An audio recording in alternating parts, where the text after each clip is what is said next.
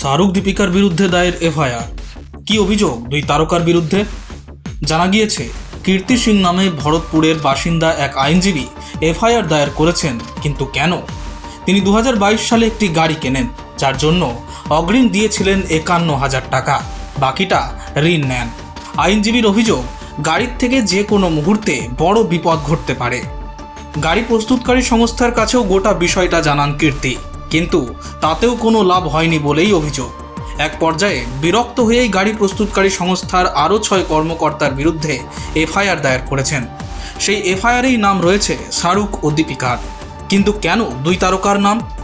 ওই সংস্থার brand ambassador Shahrukh ও দীপিকা তার গাড়ির প্রচারও করেছিলেন, সেই কারণেই এফআইআরে জুড়েছে তাদের নাম। Bureau report, angular news.